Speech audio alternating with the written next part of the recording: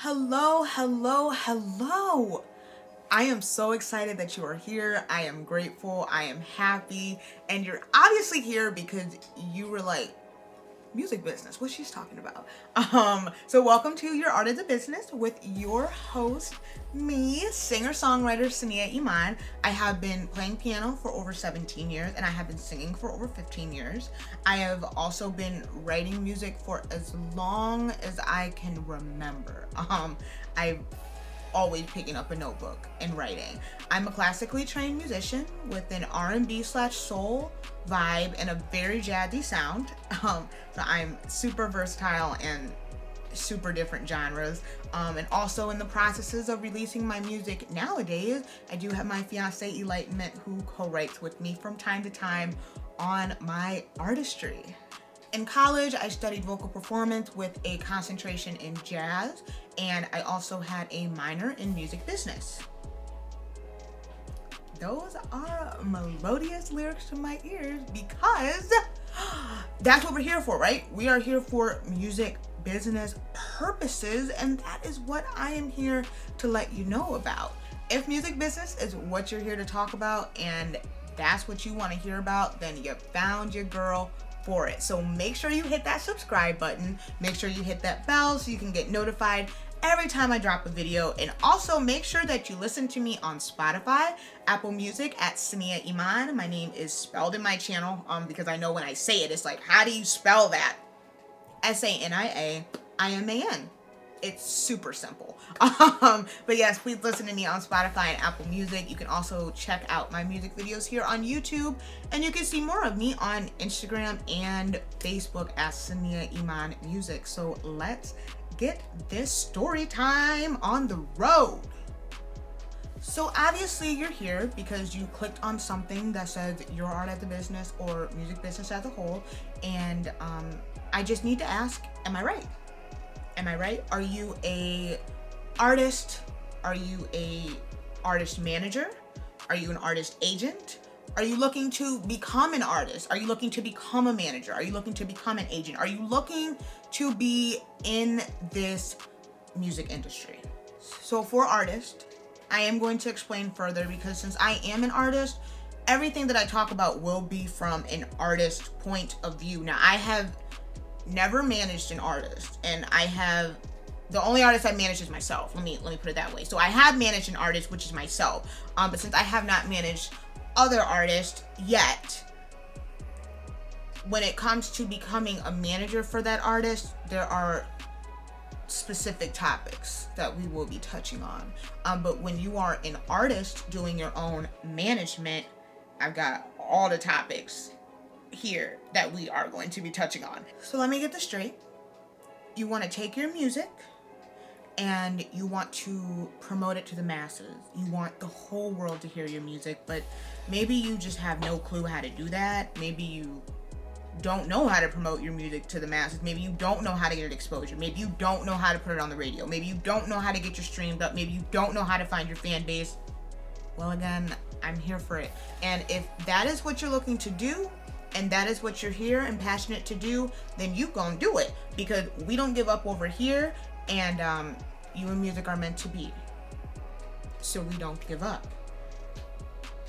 And you could have had this dream since you were a child, growing up passionately being involved in music, playing an instrument, singing, recording, anything of that matter like me, or you could have just gotten this sense of purpose and passion that music is in your soul, and that's how you've got to let it out, and that's totally fine. And whether you want to let it out to only a small room of people, your mom, your dad, over 1 million people in the audience, your dog, your shower head, you can get it out to the masses, because there is a whole world of people waiting to hear you. There are a whole world of people that need your message delivered to them, and we're definitely going to make sure that your message is delivered to those people, because they need you. They need you. Now, I do want to take a pause, because as I'm talking about how the world needs music, I do want to stress how important it is that the world needs music. Normally when we connect with music, we feel we feel certain senses. We may feel loved, we may feel happy, we may feel aggravated. Those are all completely different feelings, right? Completely different emotions. Well, that's just what music does. If you want to go and turn on Mariah Carey, you can. If you feel like being the queen bee, you can go turn on Beyonce. If you want to listen to hard rap, or if you want to listen to soft rap, or if you want to listen to mumble rap, or if you want to listen to jazz or rock, you can turn it on to fill your mood senses. So like, or to bring your emotions to a different light, or to just like feel better or feel however you want to feel. Music will do that to you. We connect with music, we connect with entertainment, and right now with everything going on in the world and the scary times that we live in, music is necessary, music is needed, and we must have a good music year for this new decade. I know that we're already in April, and maybe you're like, wait, but I haven't even released one song. Don't worry about it, because you have time. You have time to release that one song, and you definitely have time to get it out to the masses. So don't freak out, don't be scared. We're definitely going to get your music up and rolling real quick, because I have all the tools you need to boom in at least a chunk, because it's a big industry. This is a big industry, a chunk of this music industry. When I started college in my freshman year of college, I was not instantly enrolled in any type of music business whatsoever. I was not in any entrepreneurship degree. I was not a business student. I was strictly vocal performance. I was strictly music. And the funny thing is I was actually studying classical. So I was at this like very urban college studying classical music, vocal performance, classical music. And that was great. That was cool. That was what I wanted. During that time, I obviously wasn't going to perform classical music. I was going to perform jazz, or I was going to perform R&B or soul, because that's what I love. That's in my heart. That's my passion.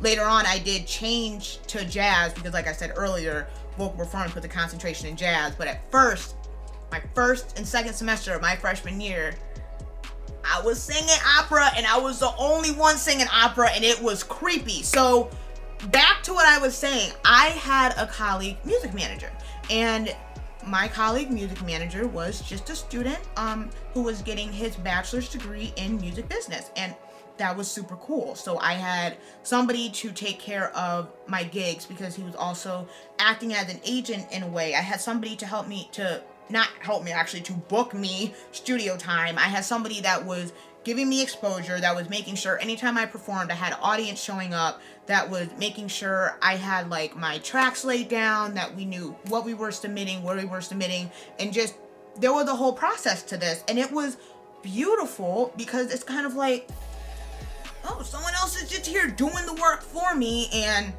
I had no idea how much work it even takes to manage an artist at that time. So I know with music business, you can definitely make a ton of money, because most people behind the scenes are making more money than the people in front of the scenes. And that's just the truth. But I instantly figured out, while I had my music manager, I need to know how to do these things for myself. I need to know how to call a producer and say, hey, I need a beat. I need to know how to get that license. I need to know about my exclusive rights. I need to know about my publishing. I need to know about my copyrights. I need to know what's mine and what's theirs. I need to know when a contract is fake. I need a lot of things that you need to know if you want to go into this industry and not get ripped off. So I was like, well, time to figure it out. So this is actually the second person that has done any type of music management for me, because I had my momager at first. So shout out to momager. And she booked everything for me at home, from my national anthems at the games, to my radio shows, to my out-of-town performances, to my out-of-town performances, to my in-town performances, to my in-town performances, to my studio time. She was doing everything as well. So I had two people to look at to say, oh, this is literally what you have to do when you manage an artist. Not an audience, an artist. wow, it's like a lot. So a lot of us do go into this industry not knowing how cutthroat it is, or knowing that we may get screwed or ripped off, and possibly personally damaged. Like, some things can make you truly want to self-sabotage. I've seen it.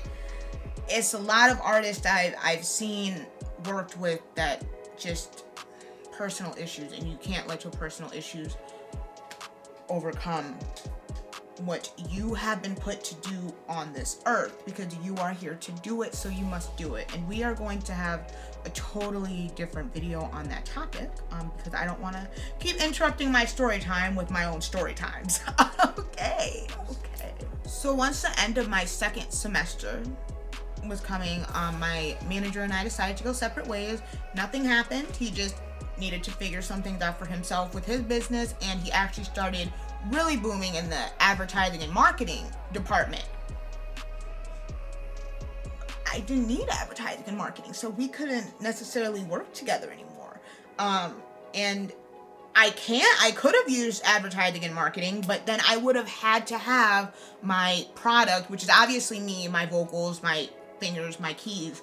But like at the same time, I would have had to have a packaged product, like a demo or something to take, or some photos to take, or like an advertisement already made, so that my old music manager could get it on a billboard or pay for it through Facebook ads. And that's just not something I had any knowledge in at the time. Like, I was just like, oh shoot, what do I do now? Like, my art is not going to be kept afloat if I don't have a manager to keep me afloat. So no, I didn't take a breather at that time. I didn't. But I did make the right decision by slapping that music business degree minor on my degree real quick. I went and got that switched over, and was like, well, just makes sense to at least learn some things. I don't necessarily have to double major or anything, but I should definitely learn anything that I can about this music business, because I don't want no smoke. I don't want no smoke.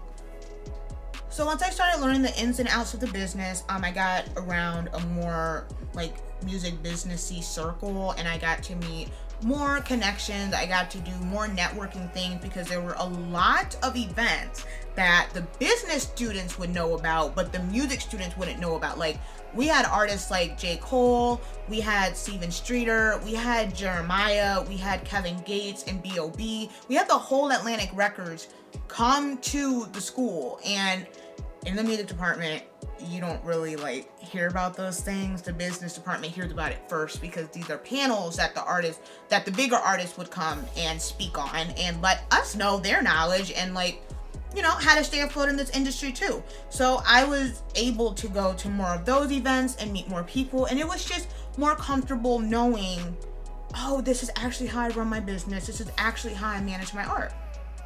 It was just super dope, and I really appreciated my time being able to learn music business as an artist. So when you think about it, most of us do this on our own anyway. Most artists aren't just in the gate like, yeah, let me hire a manager. No one's really thinking about that, especially in this day and age. The only reason that it is, actually there's many reasons why it's important to have a manager, but my main reason that it's important to have a manager is because you have a second pair of eyes. So if anyone is trying to like do anything bad to you, you have a second pair of eyes. And what I mean by that is you have somebody to look at any contracts that you sign. You have somebody that is not going to forge your signature on those contracts. You have somebody that's going to make sure the cuts are appropriate and that you're being paid the right amount, but you also have to know like what's wrong and what's not, and we're definitely going to get into that much later. Because if you're working by yourself as an artist, you don't really have to know too much about cuts and splittings and everything like that. But yes, you have a second pair of eyes, and that is one of the most important things about having a music manager in this business. So when you think about it, just think about a song that you put out into the world, and you put so much effort into this song. Um, and even an album. But an album, I don't want to sound discouraging, but that's going to be even worse for this scenario. So think of this song. You put so much effort into it. You put a lot of time. You put a lot of thought. You put a lot of emotion. You probably even put like a little bit of money or a lot of money to back it up on some social media websites. Once all that's said and done, and you look and it's released and you got this like exciting feeling of success and you're like, yes, I did it. But then you hear crickets. You hear no noise. You don't hear your music booming on a stereo. You don't hear your music being played in the club. You don't hear the DJs asking you, can they spin this for you? They don't even know your name. You're just sitting, released on Spotify and Apple Music. You got 2 monthly listeners, maybe under 1,000 streams. You've got 105 views on YouTube. You've got 29 views on Facebook, maybe 2 shares, 2 plays on Apple Music, no sales on iTunes, and you're like, what happened? I put all my time and effort into that. What happened? Well, I'm going to tell you what happened, but first I'm going to tell you, don't get discouraged.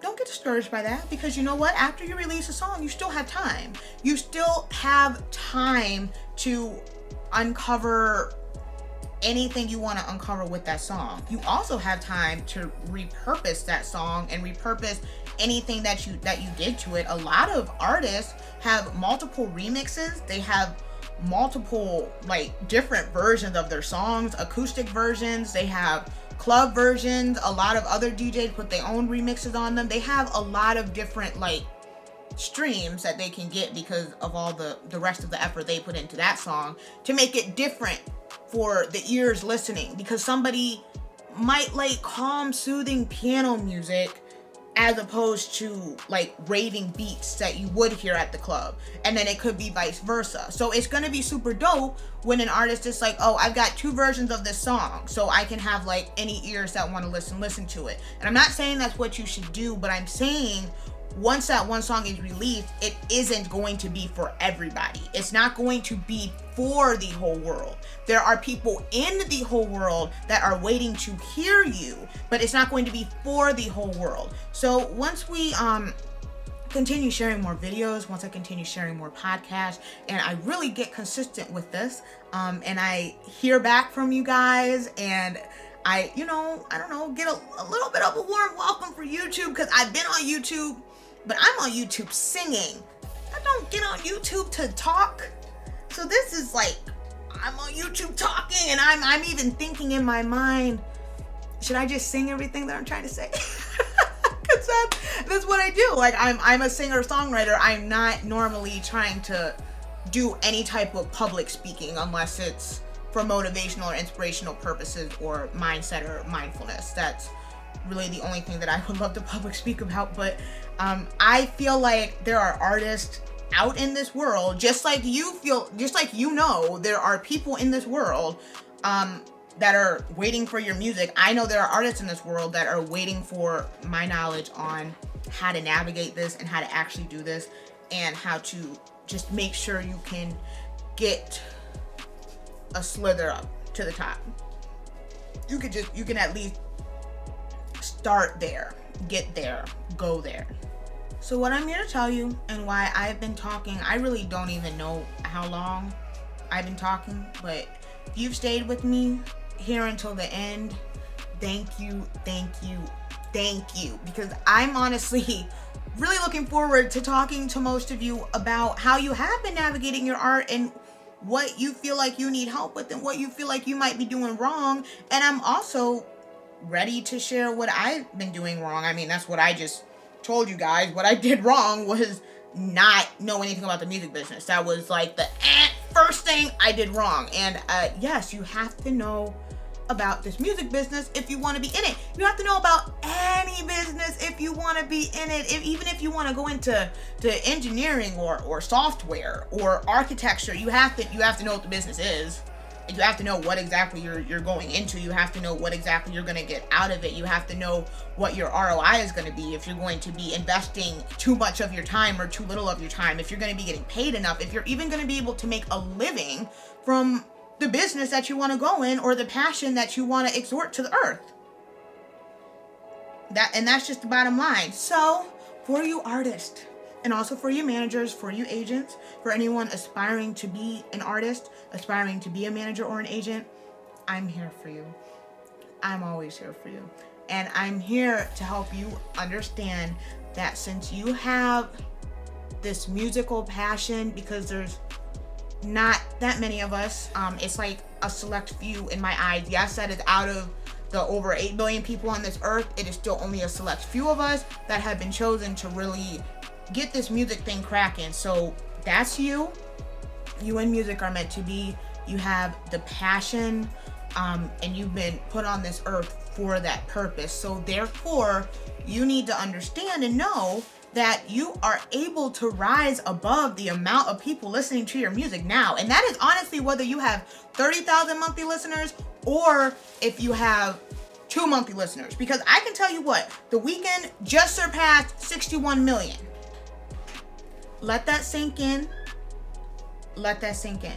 The Weeknd just surpassed 61 million monthly listeners. And now, since he's done that, he is #1 in the world. But you wanna know what else he's been doing? He has been like super dope with his marketing strategies. He's been super dope with his releases.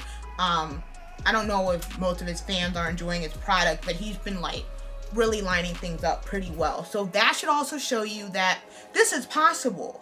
Because he didn't start off with no 61 million listeners. I know he's been in the game for a while, but he didn't start off with that at all. And there's a lot of ways that you can even engage people to participate in your music journey. Because I can get into the people that hate. I can get into the people that don't even appreciate what you're doing.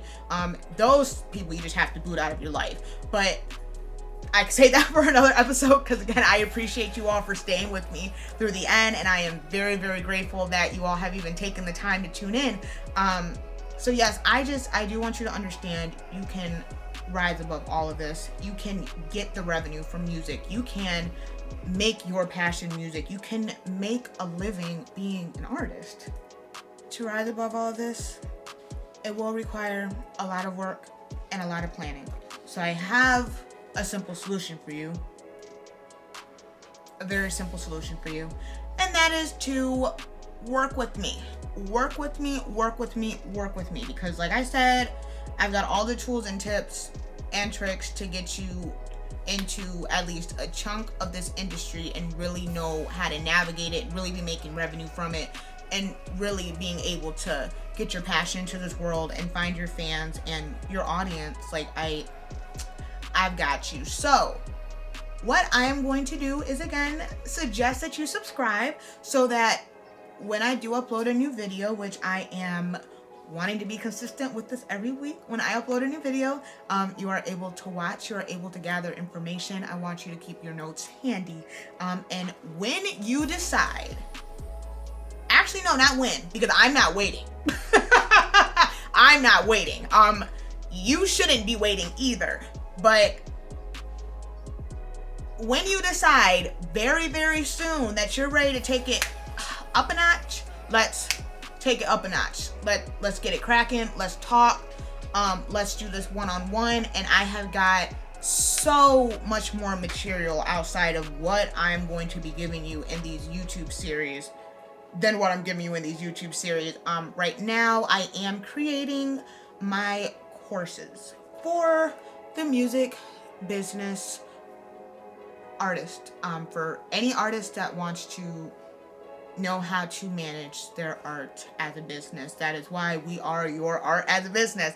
I also am designing something for managers, anyone who is aspiring to be a manager, and I am very excited about that. I'm super excited to tap into this knowledge and share it, because I have held on to it for so long. And one last story. So it's actually pretty cute. My fiance and I met over them thinking I am a music business student and I can help him get out of a certain type of contract.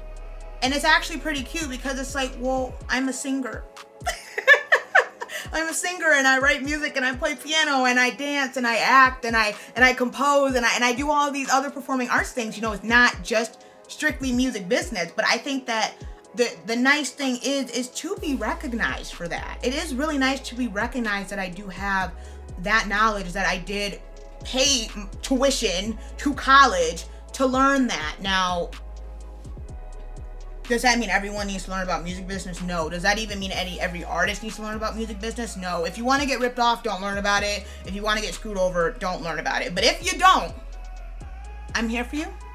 You can reach me on Instagram, like I said, at Sania Iman Music. You can reach me on Facebook at Sania Iman Music. I am here on YouTube. I still have to figure out how this works because it's a little different than how it was when I was just making videos in my moon room and singing in my bedroom in front of my piano and just, you know, recording cute little music covers. It's a little different. It's a little more advanced, and it's way more saturated too. So I'm, again, just really excited that you're here. I know I've been talking for a long time. I guess I just have a lot that I want to say and a lot that I want to share with you, and I'm just excited. I'm happy that this is finally happening. So as I welcome you into my world and I get to learn so much more about your world, please reach me on those socials. I'm definitely going to be leaving links in my descriptions for any freebies, any worksheets, any PDFs, and definitely any webinars. I will definitely be leaving those in my descriptions from today and then forward. And yes, hit that subscribe button. It's your girl Sania Iman, singer, songwriter, pianist. Check me out on Spotify and Apple Music, and I will see you all soon.